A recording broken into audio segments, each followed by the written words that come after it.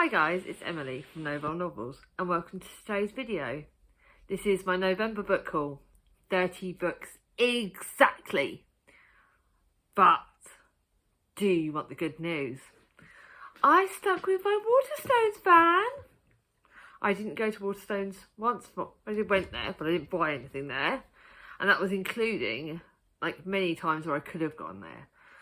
So I'm super happy. I have been gifted 7 books out of the 30, and most of them are charity shop. I did go to one independent bookshop in Henley, and I'll obviously say that, but the other full price books have either been from the Works or from Amazon. I'm not credited to do anything from any of those, it's just that was what I decided to do this month for my own mental health. I'm fine. I have noticed that I've been better behaved for myself this month, and I have had a couple of shopping trips to cheer me up, and I've found some amazing bargains. Like most of my charity shop books this month have only been £1. There've been a few for 50p, but most of them have only been £1. I'm not going to go every single book and say the charity shop which ones they are, so I will say which one's a charity shop, but I won't go into details about how much I spent on each one because there's no point. But I will tell you the figures at the end because I've got them written down this time. I am organised. So yeah, I was gifted 7, because there is 30 books, I don't know how much, and I've got, it's coming up to Christmas, I've got so much to do. I won't go into too much detail about the books, but if you want to know more, please let me know in the comments down below. And yeah, I am just so happy. Oh my God, and why is it whenever I film my cat goes loopy-loo? I'm so happy with the books I bought this month. I have noticed it's not been very many historical fiction, it's a lot of middle grade, contemporary, and a few YA. I'm just going with what I feel like, and I want comfort at the moment. So I will try and separate them out so I can tell you how much of each genre there is, but we'll have to wait and see.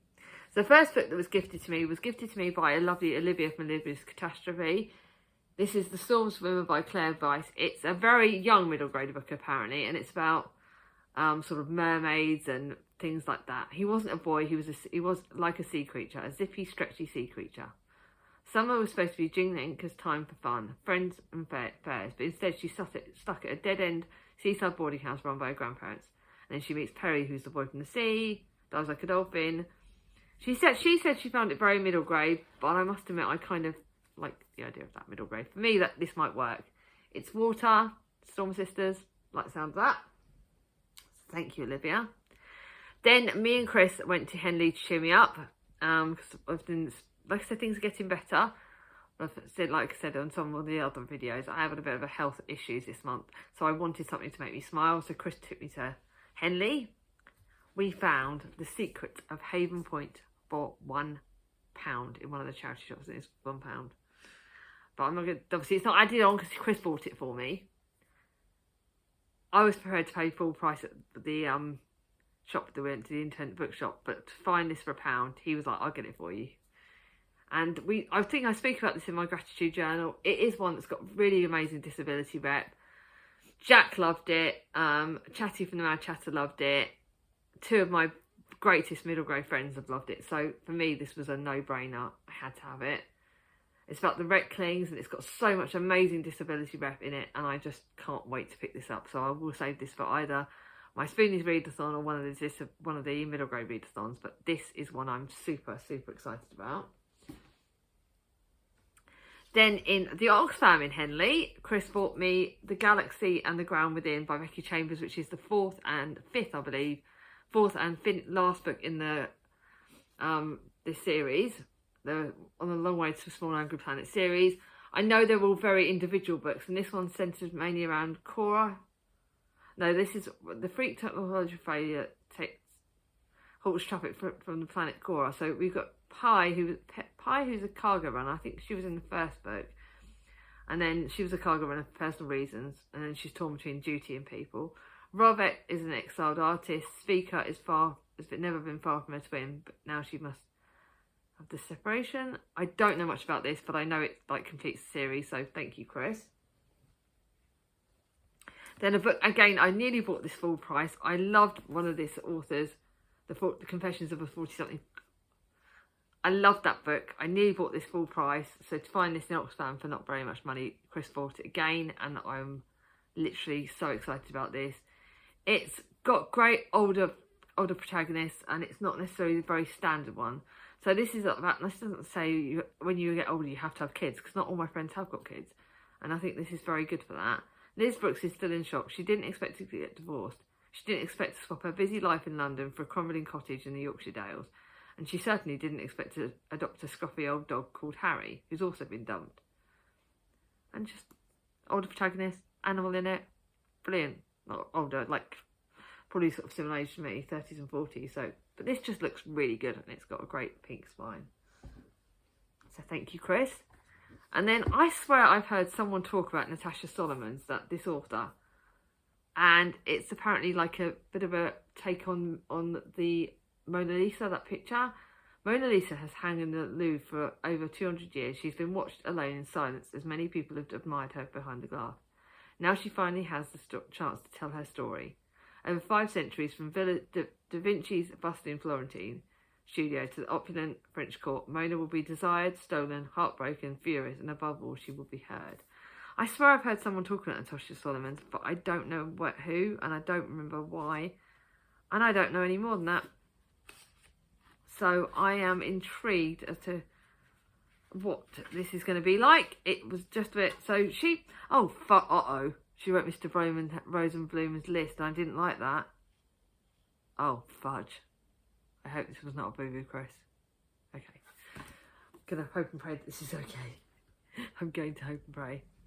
And then 2 other books that are in the Bridgeton series. We've got book 7 and 8, I believe. So I now need 5 and 6. And we've got Hyacinth's story. And we've got Gregory's story, which is the last ones in the series. I now need 2 more.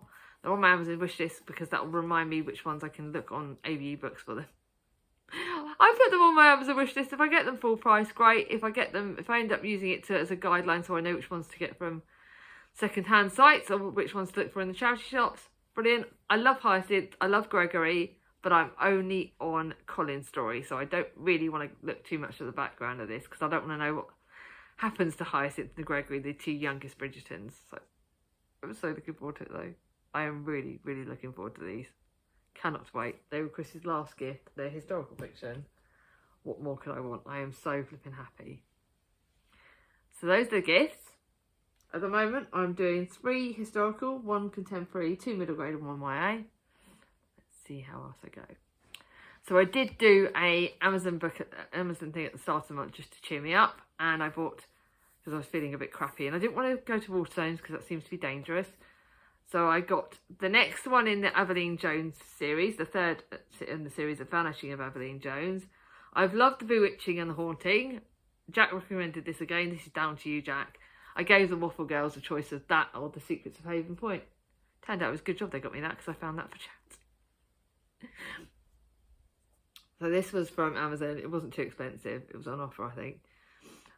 This is the 3rd in the series. I don't want to know too much more, but I think it's to do with Evelyn's with Mum and Aunt Lillian, and after years of hoping Evelyn's uncle would return, they've decided to sell his house. But Evelyn and Harold have other plans.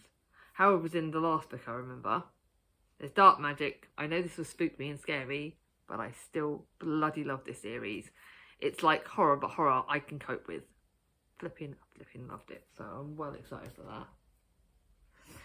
And then I got the next in the Woolworths Girls series, partly to cheer Mum up, partly for me. I really can't decide if I'm going to read this in January for my readathon. I really don't know. I've got like another book that I really want to read for one of the prompts, but then at the same breath, this one is really drawing me in that I need to read this one. So I'm very tempted to read this one. Let me know down below, do I read this in January? Because I'm really excited. It's the next in the series. We've got it's a lot about Ruby, like our oldest lady Ruby, who's in all the other books. She's worried about her friend Vera. We've got Frida, who's looking forward to the arrival of her first child, but worried that Tony won't return. We've got the coronation of Queen Elizabeth II approaching. We're out of the war, but I'm really excited. Do I read this in January? Because I'm so tempted. Then to my Daphne du Maurier. This is the most expensive book that I bought full price.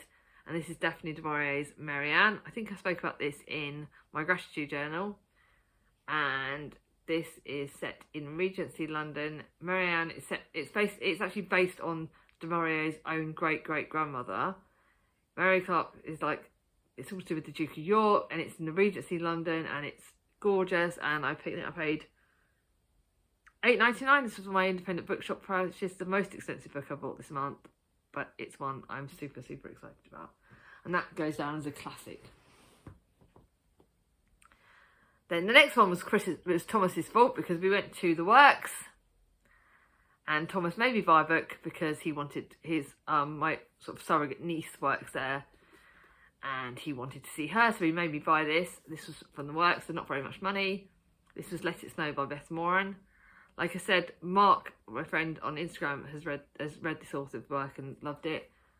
I don't want to know too much. It's a Christmas book. It's got just Christmas feel. It's set in Scotland, I believe. Sherwood Forest as well.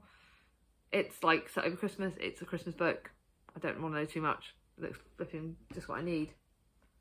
So that's good. The next one is one I bought because it's got good. I believe it. Looking at it, it's got apparently autism rep in it, but it's also got about being a carer. So for Maddie, life is all about routine. It has to be to keep her autistic sister happy and healthy. With Maddie and her mum V and her mother as V's full-time carers, there's no time for Maddie's life to get complicated, let alone a boyfriend. So when Maddie meets Albert, the last thing on her mind is falling in love. And Albert has resigned himself to be a disappointment to his family. It's a spellbinding, apparently, tale of hopes, dreams and sacrifice for anyone you've loved. So this kind of got me on that. Didn't want to know too much about that. That looked really good though. Then a book I found in a charity shop for next summer, because I always buy Isabel Froome's new releases during the year, during the winter months, and then have them the next summer. And this is The Beach Holiday. So again, it's very summery. It will be read next summer. It's not going to be read before then. A somebody, a nobody, a love story waiting to happen. Can't quite see whether this is, a lot of her books are set abroad. I don't know. This doesn't really give an idea. It's about an aspiring novelist, Honor, who is always wanted to be successful, and it's the only way she can impress the father who abandoned her, the boyfriend who gave up on her, and the nagging voice saying she's not good enough. And then she gets to spend the summer abroad in Hampton, so I believe that's more American sort of area. And a dream setting for a book, so I hope I like this. I love this author's work normally. The next one is just a bit of a random one that I picked up in the charity shops when I went to Henley. And it's Any Other Family, and it's about disjointed families. So they look just like any other family, but aren't family in any others in quite way. Instead, they are three sets of parents who adopted 4 biological siblings, committed to keeping the children connected after the death of their grandmother. A surprising call from the child's birth mother announcing she's pregnant again and she wants them to help her find an adoptive family for this baby too, threatens to destroy the delicate bonds they're struggling to form. This one intrigued me. I don't know why. I really don't, but it did intrigue me, so I'm hoping I like it. Then to one I saw in the charity shop and I literally screamed with joy, and this is Like a Charm by Elmer Nickel. Charlie loved this book. My sister Charlie from Charlie Book Read absolutely loved it. It's got a sequel to it that I know she also loved, and I nearly bought this full price in Waterstone. So this is middle grade magic. It's about, I loved this author's other work, and I just can't wait to read this. Ramya, you've got something that something this city needs, and it's going to change everything. It's Edinburgh set with magic and magic that no one can see. It's about sirens. It's just, oh my god, I loved it.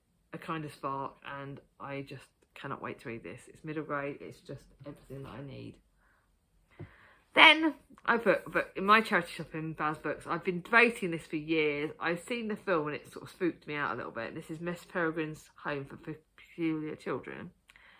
We have got more in the series, but I've decided I'm going to try reading this, and it's like, again, middle grade-ish, horror-ish, kind of like feely-ish. It's got this, my copy's got gorgeous pictures in it, so for £1 it wasn't bad. I don't know if I'm going to like it. I like the TV series a bit, but it's freaked me out a little bit. It's a collection of peculiar children, and just, I think we all know it's been the film, so I'm hoping I like this. Middle grade again. And then to a YA book that I found in another charity shop, because I'm really enjoying my YA, my fairy retellings, Disney retellings. This is Reflection, and it's based on Mulan. I don't even think I've actually seen Mulan yet. Do I need to see Mulan before I read Reflection? And this is, what if Mulan had to travel to the underworld? When Captain Shang is mortally wounded in battle, Mulan must travel to the underground, Dia, in order to save him from uncertain death. But King Yama, the ruler of Dia, is not willing to give up Shang so easily. Do I need to read do I need to watch Mulan before I can watch this? Let me know down below. That's one. Then, I haven't really gone non-fiction very much this month, but this is the book you'll see in my wrap-up because I bought it and read it in the same month. And this is Kathy Glass's latest book, Unsafe. And it's about Damien, who longs for a home, but one man stands in his way. But this is written during the second spate of COVID sort of thing, so it's still written in COVID times. I love Kathy Glass's books. I bought it and I'm giving it straight back to the charity shop once I've done my wrap-up. So this is a non-fiction, but it's brilliant. You'll hear more about it in my wrap-up, which is the next video. Then in Thames Valley Hospice, I found Sue Moorcroft's latest Christmas book, The Christmas Love Letter. I've just read one of her Christmas books and just grabbed it off my shelf because I've had it on my shelf for ages and I love her writing, so this is just what I need. Welcome to Nelson's Bar, a snow-dusted seaside village where time seems to stand still. Letters, oh, I don't want to know too much. It just looks like a festive novel about love, family and the power of words. This is the one. Again, it may get edited to December's TBR or it may get saved for next year. It's her latest release. It looks stunning. Letters, Christmas. Oh, again, another one. Do I read this year or next year? It's just got me all the feels. To one that is going to be saved for next year because Charlie made me pick this up when we went out. It's 50p, but it's the second in the series. I need to read Summer at the Cornish Cafe as well, apparently. But apparently this also got confetti at the Cornish Cafe. So I've got to find that before I read this. And this is the second in the series. Can Demi's Christmas wish come true? I don't want to know any more than that because it's the second in the series. But it's Philippa Reshley. I like the sound of her work. I like it looks Christmassy. It will be safe for next year. Another one is Sarah Morgan's, one of her older Christmas books. This is One More for Christmas. I won't necessarily buy her Christmas books full price, but I will always buy them charity shop. I've loved all her other Christmas books. I like her books in general. She's a good one. Families, it's got Gail, who's a highly successful, motivated businesswoman. But success has come as a price. She hasn't spoken to her daughter Ella and Samantha for years. When Gail has an accident at work, she realises she needs to make amends with her family. They're going to Highlands again. This is where a lot of Sarah Morgan's Christmas books are. I can't wait. Do I read this year or next year? This is the problem with all these Christmas books. I don't know when I'm going to read them. Then to now this is a romance. Amy Lee, X's and O's. This is, I think, Cat from Brews and Reviews has read this and I think she liked it. Tara Chen has had her heart broken 10 times by 10 different men. Nevertheless, she's still determined to make her perfect match. The only problem is, Tara's a romance novel obsessiveness and her standards are high. So, and this is about, then the other person is, Tara Metcalf is the first to rush into a burning building, but the last to rush into a relationship. This does look really good. Contemporary. Don't know when it'll get read, but it'll get read. The next one is The Lucky List by Rachel Lidicott. I love 5 Feet Apart. I loved this all this time. This has Emily, this lead character. What more do I want? Emily has always been lucky. Well, technically her mum was the lucky one since she died. But since she died, Emily starts to feel like her luck has run out. When Emily finds her mum's senior year bucket list, she finds 12 ways to feel close to her again. And it's just, I can't wait to read that. Don't need to know any more than that. I love the authors of the books. I can't wait to read that. And I've got 2 thrillers that Charlie made me get. Actually, that one she made me get because it's got the word sisters on it. Thriller. When one sister dies, the other must go to desperate lengths to survive. When one sister lies, she must protect her secrets at all cost. Looks like it's going to scare the crap out of me, but Charlie made me buy it, so I've got to read it. It's a thriller. And the other one is like a mystery thriller. This is The Three Dahlias by Katie Watson. I swear Charlie from Charles Heathcote has read this, and it's more of a mystery. It's been all over the Waterstones, and it's full price. It's newish one out. One weekend convention, 3 very unconventional detectives. It's set in the sleep. 3 rival actresses team up because they're writing to solve a murder in the stately home of Lettice Davenport, the author whose sleuthing creations of the 1930s, Dahlia Lively, has each made them famous to a new generation. So this looks really interesting. It's like mystery thrillery. So this one is actually probably one I'll pick up first before The Sisters. Then to another one, The Reading List. This actually had negative reviews on. I picked it up because it had the word reading in it, and it's got books. Love letter to books and the power of connection, but it actually doesn't have very good ratings on Goodreads. So I'm slightly concerned, but it was finalist in the Goodreads Choice Award for the fiction in 2021. It's got books. Book about books. Hoping I like it. I'm really nervous. Then one I picked up from my charity shop. It's an Eva Chase book. It's pink sprayed edges. The Birdcage. Some secrets need to be set free. I believe this is actually again a mystery thriller. Half-sisters Lauren, Flora and Kate are all unexpectedly summoned to the Cornish house where they spent their childhood summers. For the first time they dared to return because the wild cliffs and windswept beaches hide a 20-year-old secret, the truth about what they did. I'm really intrigued by this, so I'm hoping I like it. Then to one I got in my charity shop for 20p. It's a historical fiction, The Hat Girl from Silver Street, by Lindsay Hutchinson. It looks quite good actually. For 20p I was like, yeah, I've got to read that. But after her father is wheelchair bound from an accident, the responsibility for keeping a roof over the head falls to Ella. But if she and her father are to keep the bailiffs from the door, she must earn a living.